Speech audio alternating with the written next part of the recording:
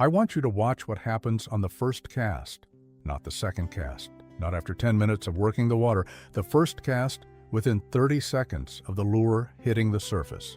That is the standard result when I apply what I am about to show you. And I have been seeing it consistently enough across different water that I stopped calling it a good day and started calling it the method. A guide named Dex Holloway has been running clients on Louisiana water for 18 years out of a landing on the Atchafalaya basin. He charges $500 a day per person, and he earns every dollar. His clients catch fish on days when clients on nearby boats do not. Not because Dex knows different water than the other guides on that basin, and not because he has some proprietary knowledge of the current seams. The experienced guides out there all know the same productive coves and the same points and the same structure that holds fish after a rain. Dex's clients catch more because of something he applies to every hook before every cast, which he has been doing for most of his guiding career, and which he has never once mentioned to a single paying client. I sat in his boat for a full morning watching him work before I saw it.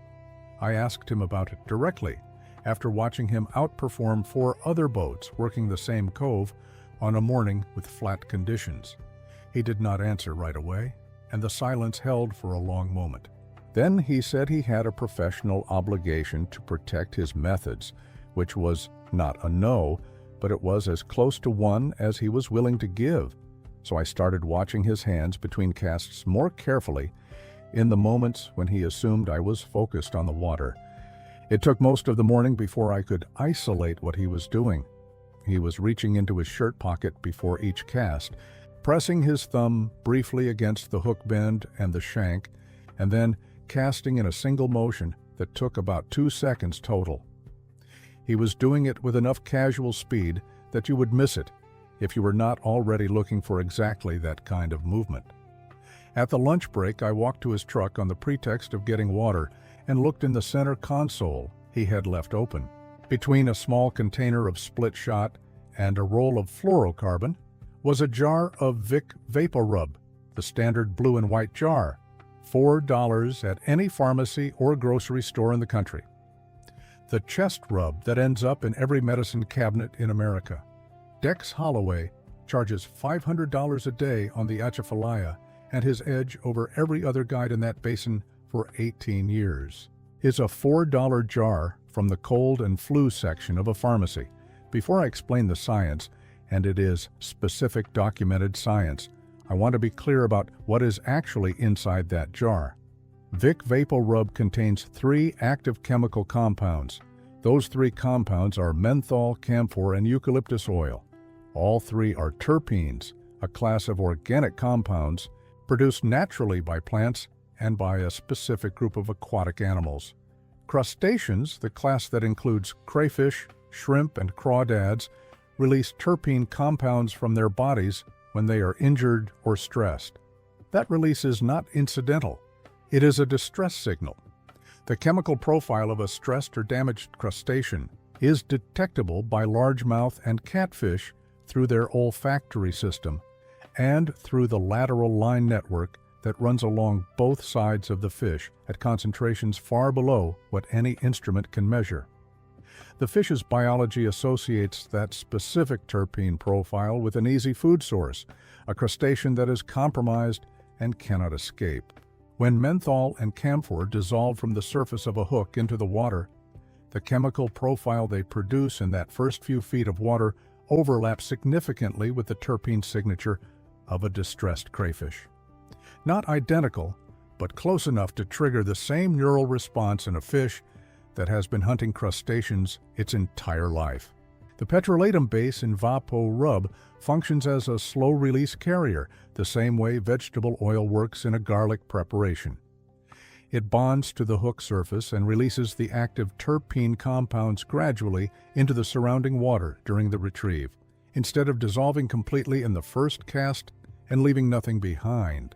A pea-sized application on the hook bend releases active terpenes for roughly 3 casts before the effective concentration begins to drop off. Dex reapplies every 3 casts, which is why you see him reach into his pocket at that specific interval, not randomly and not after every cast. Every 3 casts, every time, 18 years of the same motion. Before I get to the exact application method and the variations, scan the QR code in the top left corner of your screen or click the first link waiting in the description below. The Forbidden Baits add-on inside the Angler's Vault has 10 legal recipes, methods that cost almost nothing, and produce the kind of results that guides charging $500 a day build reputations around. Stay here, because the application detail changes what you get out of this. The application is simpler than anything else in your tackle bag. Open the jar and use the tip of your index finger to pick up a portion roughly the size of a small pea, not any larger than that. Apply it directly to the hook bend and the lower shank, where the hook spends most of its time in the water during a retrieve. The bend is the contact point where the cream will release into the water most efficiently as the hook moves. Press it against the metal with light finger pressure, enough to spread it evenly, but not so much that you remove the compound from the hook surface before the bait enters the water. The petrolatum base grips the hook surface better than water will remove it. It will stay on through the cast, through the splash, and through the retrieve. Reapply after every 3 casts or immediately after any strike. A strike removes some of the compound from the hook surface, and the 3-cast interval keeps the concentration within effective range for the type of water and retrieve speed that produces consistent results. For catfish, add a small pinch of garlic powder to the cream on the hook before pressing the compound against the metal of the hook. The garlic adds the allicin sulfur compounds alongside the terpene profile, giving catfish 2 simultaneous chemical signals instead of 1. Catfish have taste receptors distributed across their entire body surface, not just in the mouth, and they process multiple chemical inputs at once. Garlic plus VapoRub produces a broader detection signature than either compound alone, and catfish respond to that combination from further away and more aggressively than to the plain application. For deeper water or current-heavy conditions, add a very small pinch of salt to the cream before pressing it onto the hook surface. Salt slightly increases the ionic gradient around the bait in the water, which extends the detection range of the terpene signal in conditions where higher flow rate disperses scent trails more quickly than still water. The salt addition does not overpower the terpene profile. It amplifies the signal envelope that carries the chemical information outward. Now the question Dex never wants to answer in front of a paying client. The guide industry on the Atchafalaya and on most productive southern water runs on the premise that access to productive spots and timing knowledge are what separate a good guide day from a bad one. That is true to a point, and good guides do have real positional knowledge. But the chemical edge that Dex has been running for 18 years is not knowledge that requires private water access or a decade on the basin.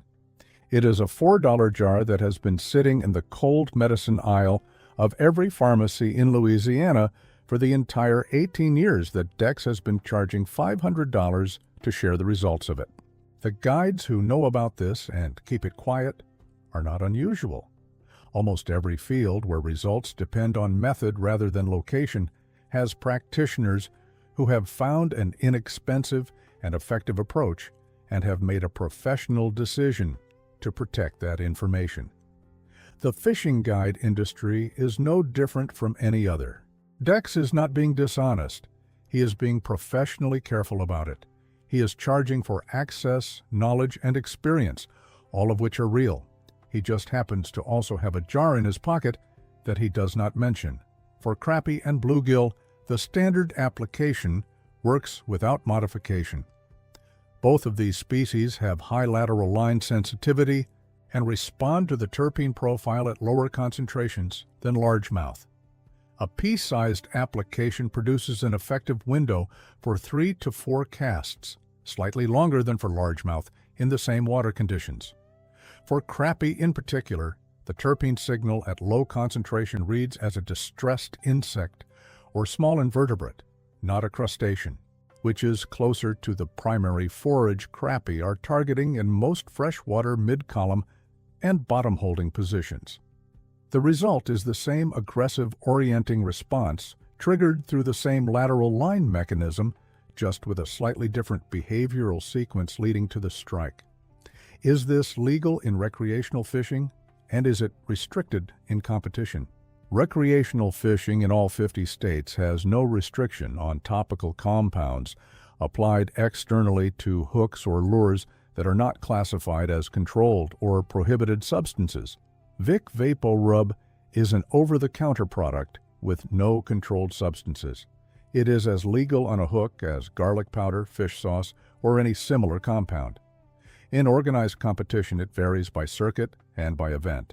Some tournament rules restrict the introduction of any organic compound into the surrounding water from the hook or lure surface. Check your specific tournament event rules before competing with this. For recreational fishing on any public water in the United States, there is no legal basis for restriction, and there never has been. Dex knows this, which is why he has never stopped using it. He just stopped explaining it because explaining it would require explaining that the $500 day and the jar of $4 cold medicine were connected. If you want 10 more methods at this same cost level or lower, the Forbidden Baits add-on inside the Angler's Vault has the full list: catfish killer dough, the ivory soap trick, the bacon grease dip, and more. Every one of them legal, inexpensive, and more effective than what you buy. Scan the QR code in the top left corner of your screen or click the first link waiting in the description below. The complete system is waiting for you inside the Angler's Vault.